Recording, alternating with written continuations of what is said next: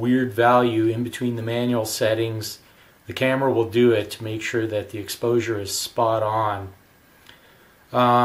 If the battery is dead, this will still work at 1/90th of a second. That's also where it does the flash sync.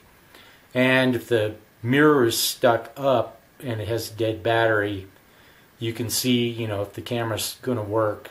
Set it to M90 or to bulb and it should let the mirror go. It does through the lens and off the film metering, so it's really, really precise.